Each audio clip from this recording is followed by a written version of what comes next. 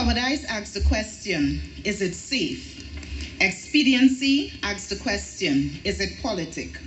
Vanity asks the question, is it popular? But conscience asks the question, is it right? And there comes a time when one must take a position that is neither safe, nor politic, nor popular, but one must take it simply because it is right. Martin Luther King. It is said that the mind controls the body. If an individual's mind is unbalanced, then chaos and confusion will be displayed in their behavioral patterns. Behaviors are not isolated.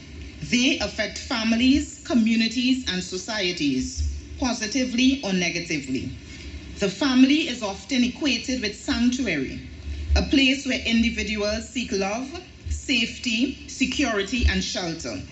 But the evidence shows that it is also a place that imperils lives and breeds some of the most drastic forms of violence perpetrated against women and girls, and might I add, men and boys. Unfortunately, it is also the breeding place for mental illness. In my birth, I had no choice. The mental distress which I experienced as a child was also not by choice. What was by choice was the decision to ask for help and to seek that help. As a former victim of child sexual, emotional, and physical abuse, breaking the silence was not easy. The silence which had me bound for years was painful, and in some areas still is. Breaking the silence which tormented me and almost drove me to madness was one of the hardest things I had to do. Looking back at many of my decisions when my abuse ended, I honestly have to say that I had some serious mental issues. Mental illness is a subject which many run away from, yet it attaches itself to the victim of abuse, and that victim is left to run free, causing massive chaos and serious collateral damage to themselves and to others. Because of the stigma which is associated to abuse and mental health issues, these topics, or rather social issues, are not openly discussed. Many who lead the charge in advocating for victims, change, and for primary prevention intervention are trodden underfoot.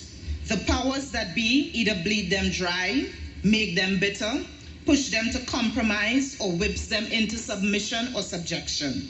If none of the above has an effect, then they have the unfortunate lot of standing alone. Among many in society, whenever the words mental health is used, the first thing which comes to mind is madness, St. Anne's, Ward 8, or Ward 1. Persons will run to a medical doctor when they have something, when they feel uncomfortable about something, or a physical pain. And society sees this as the normal thing to do and would encourage it. Whenever it comes to abuse, many in society say hush. They immediately place a gag order upon the victims of abuse and invisibly hold up the hand of the perpetrator. The social issue of mental health, families, and abuse is one which every person in a position of authority needs to take a serious look at as we move towards a first world status. However, if the minds and mental state of the people, which is the country's greatest resource and capital, is not at a first world status, then we will inevitably remain third world. I applaud the Center for Human Development Limited and the collaborators of this event for taking up this scorned topic and bringing awareness while removing stigmas. I highly commend every member of this panel who accepted the invitation to have an open dialogue about mental health. I hope this event is just the beginning and the dialogue has only just begun. I stand here not to tell you about the many times I tried to kill myself. I stand here not to tell you about the few times I attempted cutting. I stand here not to tell you about the excruciating pain I felt that first night at the age of 6 when I was brutally raped. Molestation is a word used to soften the impact on the air and to give the legal system a word to identify the crime. I stand here not to tell you about my 9 years of abuse, from 6 to 15 years, nor the relationship problems which I had, nor the few times I had abortions because of the fear of being a mother. I stand here today not to tell you about my lonely life of having many acquaintances but few friends. I stand here today not to be pitied, not to be judged. I stand as a victor, and I stand as a voice, appealing to those in authority to take a serious look at mental health and abuse as a national problem. I stand here today as a voice, appealing to this esteemed panel to use your voice to bring about awareness and change, standing with organizations who are willing to stand as the bearers of information and prevention intervention strategies in regards to mental health and abuse. I stand today as a voice of conscience, a voice for every victim of abuse, a voice for every person who died because of abuse, appealing to every one of you in the audience who took the time to come out to this event to get information on mental health. My hope is that the information you will get today will be used in a proactive and positive manner to enhance lives. A few days ago, I wanted to throw in the towel, stop advocating, and just forget about it all.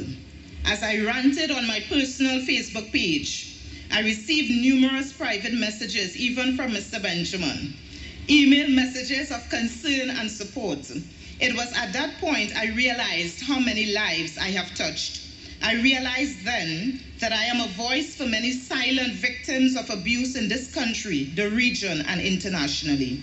I now close with 2 quotes, one from Jonathan Bagon, who commented on my status by saying, "Be not weary in well-doing, Shirna Alexander. Even if you have not succeeded in changing the country, you have succeeded in changing individual lives. Is that not sufficient reward for your labors? While the Naipols have every reason to hate the backwardness of our society, it does not mean you should give up hope. Where would South Africa be if Mandela gave up in prison? Martin Luther had endless death threats and he refused to give up. Keep fighting the good fight of faith, Shirna, we need you." My second quote, which is one of my best because I love this author very much. "All rivers run to the sea.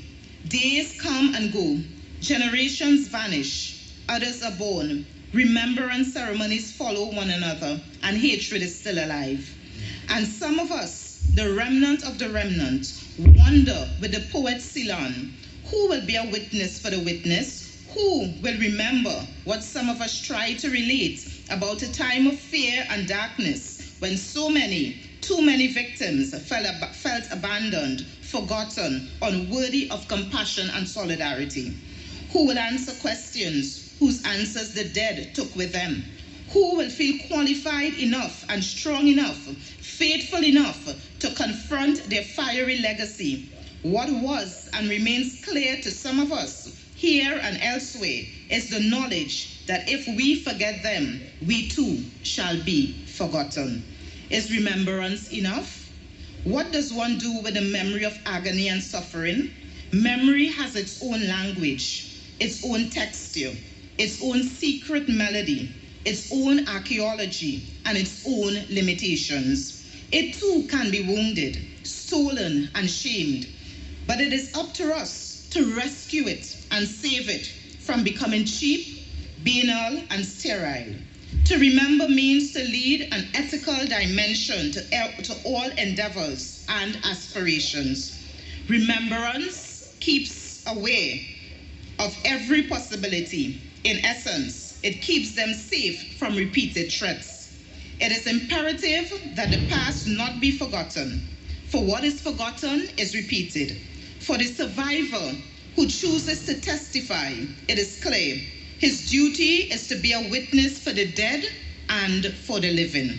He has no right to deprive future generations of a past that belongs to our collective memory. To forget would be not only dangerous, but offensive. To forget the dead would be akin to killing them a second time. I thank you.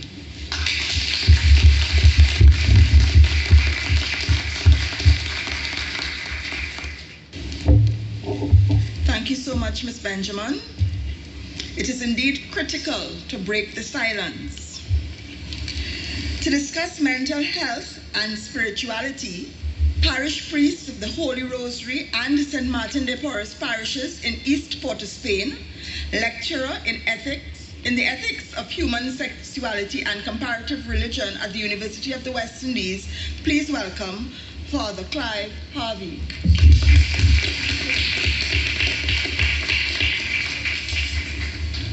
Good morning, everybody. Mental health is not some nice category that some psychologist or psychiatrist has put in train and said, this is the norm. As far as I'm concerned, mental health